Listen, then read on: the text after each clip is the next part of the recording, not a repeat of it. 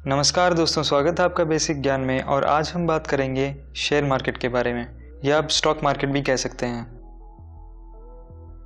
दोस्तों बेसिकली आज मैं 3 पॉइंट डिस्कस करने वाला हूँ। फर्स्ट है कि शेयर क्या होता है, सेकंड है शेयर मार्केट क्या होता है एंड कैसे उसमें ट्रेडिंग होती है, थर्ड है कि किन चीज़ों की ज़रूरत है आज के टाइम पे स्टॉक मार्केट में ट्रेडिंग करने के लिए। तो चलिए शुरू करते हैं। So what is share. दोस्तों किसी भी बिजनेस को स्टार्ट करने या ग्रो करने के लिए कैपिटल यानी पैसे की ज़रूरत होती है, और वो भी बहुत सारे पैसे, जिसके लिए कंपनी के छोटे छोटे हिस्से कर दिए जाते हैं जिसे हम शेयर्स कहते हैं, और उन्हें पब्लिक को बेच दिया जाता है। फॉर एग्जाम्पल सपोज एक बिजनेसमैन है मिस्टर एक्स। इनकी एक कंपनी है जिसका नाम है ABC, जिसकी वैल्यू है 50 लाख रुपए, और ये अपने बिजनेस को ग्रो करना चाहते हैं जिसके लिए इन्हें 40 लाख रुपीस की और ज़रूरत है।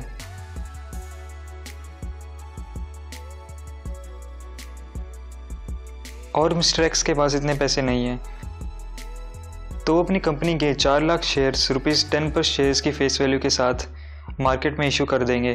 दोस्तों फेस वैल्यू कंपनी को शेयर इशू करने से पहले डिवाइड करनी पड़ती है, जो जनरली ₹10 पर शेयर होती है। अब जो पब्लिक है वो ABC कंपनी के शेयर्स खरीदेगी और मिस्टर एक्स को मिल जाएंगे 40 लाख रुपए बिजनेस की ग्रोथ के लिए। एंड जो शेयर होल्डर्स हैं उन्हें मिल जाएगी कंपनी की हिस्सेदारी। पर इसमें जो शेयर होल्डर्स हैं उनको फ़ायदा कैसे होगा, क्या उन्हें कंपनी प्रॉफिट देती है, इसके बारे में आज दोस्तों आगे बात करेंगे। पहले हम जान लेते हैं शेयर मार्केट क्या होता है। दोस्तों जैसे आपको अगर कुछ परचेज करना होता है तो आप मार्केट में जाते हैं, वैसे ही शेयर्स की बाइंग एंड सेलिंग के लिए भी मार्केट्स होती हैं। दोस्तों पहले के ज़माने में जब कंप्यूटर एंड इंटरनेट इतना यूज़ नहीं किया जाता था, तो जो शेयर्स की बाइंग एंड सेलिंग है वो फिजिकली होती थी, ऑक्शंस वगैरह जो बोली लगती थी शेयर्स की। लेकिन आज के टाइम पे जब इंटरनेट का इतना ज़्यादा यूज़ होने लग गया है तो ये सारा सिस्टम ऑनलाइन हो गया है। आप घर में बैठ के भी शेयर्स की बाइंग एंड सेलिंग वो कर सकते हैं। तो दोस्तों जो 2 बहुत पॉपुलर मार्केट्स हैं वो हैं NSE national stock exchange and BSE Bombay stock exchange. दोस्तों ये 2 बहुत ही पॉपुलर मार्केट्स हैं जिनके अंदर सबसे ज़्यादा बाइंग एंड सेलिंग्स होती है शेयर्स की। और इसके अलावा भी कई और मार्केट्स हैं, जैसे कोलकाता स्टॉक एक्सचेंज भी है, पर जो सबसे 2 पॉपुलर हैं वो यही हैं NSE एंड BSE। दोस्तों जितनी भी कंपनीज होती है जो अपने शेयर इशू करती है, उनको पहले अपने आप को इन मार्केट्स में रजिस्टर करवाना पड़ता है। दोस्तों NSE में 1700 कंपनीज लिस्टेड हैं और BSE में लगभग 5400 कंपनीज लिस्टेड हैं। दोस्तों NSE के जो रिलेटिव उतार चढ़ाव होते हैं स्टॉक्स के अंदर, उन्हें हम कहते हैं निफ्टी। BSE के अंदर जो उतार चढ़ाव होते हैं शेयर्स के अंदर, उसे हम कहते हैं सेंसेक्स। इसके बारे में आपने सुना भी होगा। दोस्तों सेबी ने कुछ गाइडलाइंस इशू की हुई हैं, उन गाइडलाइंस के आधार पे ही जो इन्वेस्टमेंट है और जो स्टॉक्स एंड शेयर्स की जो ट्रेडिंग है वो इन मार्केट्स में होती है। ओके, तो चलिए दोस्तों देखते हैं कि बेसिकली जो शेयर मार्केट है वो कैसे काम करता है, how share market works.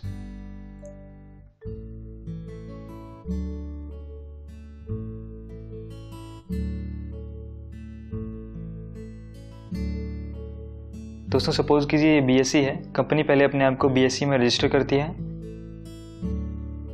And जो फाइनेंशियल ब्रोकर्स हैं वो भी शेयर मार्केट्स के लिए काम करते हैं एज ए एम्प्लॉय, उनका उसमें कमीशंस होता है। दोस्तों फाइनेंशियल ब्रोकर्स होते हैं जो पब्लिक होती है, जिनको शेयर्स और स्टॉक्स की नॉलेज नहीं होती है कि कौन सी कंपनी में इन्वेस्ट करना चाहिए, कौन सी कंपनी में इन्वेस्ट नहीं करना चाहिए, तो वो आपको एज ए एडवाइस देते हैं और आपके लिए जो बाइंग एंड सेलिंग है उसका काम भी करते हैं वो, और बदले में आपसे कमीशन लेते हैं।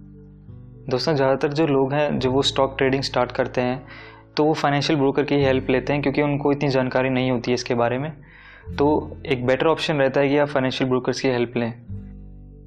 दोस्तों सपोज कीजिए मिस्टर B हैं, उनको इतनी नॉलेज नहीं है शेयर एंड स्टॉक्स के बारे में, तो वो कांटेक्ट करेंगे फाइनेंशियल ब्रोकर को शेयर्स खरीदने के लिए, और फिर जो फाइनेंशियल ब्रोकर है वो मिस्टर C को कांटेक्ट करेगा उनके शेयर्स खरीदने के लिए। अगर मिस्टर C बेचने में इंटरेस्टेड हैं तो वो फाइनेंशियल ब्रोकर को कांटेक्ट करेंगे अपने शेयर्स बेचने के लिए, और वो फाइनेंशियल ब्रोकर जैसी रिक्वायरमेंट है मिस्टर B की, उनको उसके हिसाब से कांटेक्ट करेगा वो शेयर्स परचेज करने के लिए। अगर दोस्तों मिस्टर B को सारी नॉलेज है मार्केट के बारे में, तो वो डायरेक्टली भी मिस्टर C के साथ परचेज कर सकते हैं, तो फाइनेंशियल ब्रोकर को उनको कमीशन नहीं देना पड़ेगा। तो दोस्तों ऐसे जो है बेसिकली शेयर मार्केट काम करता है। तो दोस्तों अब बात करते हैं कि जो शेयर होल्डर्स है वो प्रॉफिट कैसे कमाते हैं। दोस्तों, जब एक पर्सन एक कंपनी के शेयर्स खरीदता है तो उसमें कोई खास लिमिट नहीं होती है। आप एक छोटी अमाउंट से भी स्टार्ट कर सकते हैं, लाइक 500 रुपये से भी स्टार्ट कर सकते हैं और करोड़ों में भी जाती है वो। तो उसी हिसाब से दोस्तों, जो ओनरशिप राइट्स हैं और जो अदर वोटिंग राइट्स हैं या फिर बहुत तरह के राइट्स होते हैं, वो उन्हीं शेयर होल्डर्स को मिलते हैं, उनका जो शेयर का प्रोपोर्शन है उसके हिसाब से। तो मैं आपको एक एग्जांपल देके समझाता हूँ दोस्तों कि जो एक कंपनी का बहुत छोटा सा हिस्सा परचेज करते हैं वो इससे कैसे प्रॉफिट कमाते हैं। तो कंपनी ABC का एग्जांपल लेते हैं दोस्तों। इसकी फेस वैल्यू है ₹10। इसने इशू किए हैं 4 लाख शेयर्स ₹10 पर शेयर के हिसाब से ₹40 लाख के लिए।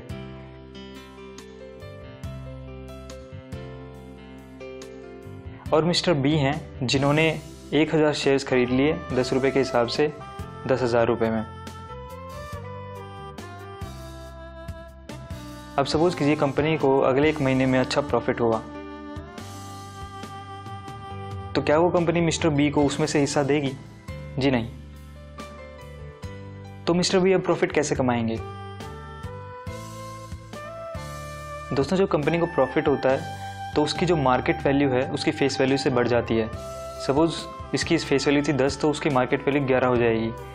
तो जहाँ पे मिस्टर B ने उसको 10 रुपये में ख़रीदा था, तो अब उसकी मार्केट वैल्यू 11 हो गई है। तो उसको अगर 11 रुपये में बेचना चाहें तो उन्हें 1000 रुपये का प्रॉफिट हो जाएगा। तो इस तरह से दोस्तों बाइंग एंड सेलिंग में प्रॉफिट कमाया जाता है शेयर ट्रेडिंग के अंदर। दोस्तों, ये तो होगी शेयर ट्रेडिंग की बात। इसके अंदर लॉन्ग टर्म इन्वेस्टमेंट्स भी होती हैं और बहुत तरह की इन्वेस्टमेंट्स होती हैं, म्यूचुअल फंड्स वगैरह और भी बहुत टाइप की इन्वेस्टमेंट्स होती हैं। लेकिन बेसिकली अगर मैं बात करूं तो शेयर ट्रेडिंग में ऐसे ही जो शेयर होल्डर्स है वो पैसा कमाते हैं। रोज़ की रोज़ शेयर्स खरीदे जाते हैं, रोज़ की रोज़ बेचे जाते हैं जब उनके दाम बढ़ जाते हैं। और जिस तरह से इन्होंने प्रॉफिट कमाया है दोस्तों, वैसे ही अगर कंपनी को सपोज कीजिए लॉस हो गया तो जो मार्केट वैल्यू है वो कम हो जाती है, उसकी कम वैल्यू पे उसको बेच देते हैं तो आपको लॉस हो जाता है। तो ऐसे ही इसमें ये प्रॉफिट एंड लॉस का सिस्टम काम करता है।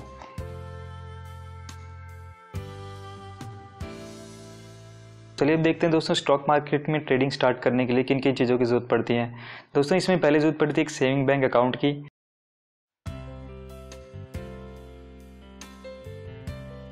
उसको हमें अपने डीमैट अकाउंट से लिंक करना पड़ता है। तो डीमैट अकाउंट हमारा एक अकाउंट बन जाएगा ऑनलाइन, जिससे हम जो हमारे जो डिटेल्स हैं हमारे शेयर स्टॉक से रिलेटेड वो हम सारी उसमें देख पाएंगे ऑनलाइन, कहीं से भी इंटरनेट के एक्सेस के थ्रू हम वो देख सकते हैं।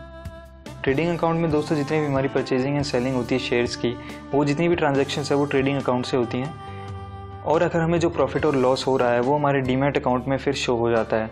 सपोज़ कीजिए हमें प्रॉफिट हो रहा है तो हमारा वो प्रॉफिट हमारे डीमैट अकाउंट में पहले ट्रांसफ़र होता है और फिर वो डीमैट अकाउंट से अगर हमारे जो हमें अर्निंग हुई है वो अर्निंग अगर हम अपने सेविंग बैंक अकाउंट में ट्रांसफ़र करना चाहते हैं तो वो हमारे डीमैट अकाउंट से ट्रांसफ़र होती है। तो दोस्तों, इन्हीं चीज़ों की ज़रूरत होती है स्टॉक मार्केट में ट्रेडिंग करने के लिए। और एक बहुत मेन चीज़ है दोस्तों, वो है नॉलेज। तो चलिए दोस्तों, आज की वीडियो में बस इतना ही। अगर आपको ये वीडियो पसंद आया तो इसे लाइक कर दीजिएगा, अपने फ्रेंड्स के साथ शेयर कर दीजिएगा। और अगर आपका कोई क्वेश्चन है तो आप नीचे कमेंट बॉक्स में पूछ सकते हैं। और दोस्तों, अगर आपने हमारे चैनल को अब तक सब्सक्राइब नहीं किया तो उसे सब्सक्राइब कर लीजिए एंड बेल आइकन को भी दबा दीजिए न्यू वीडियोज़ की नोटिफिकेशंस के लिए। And thanks for watching.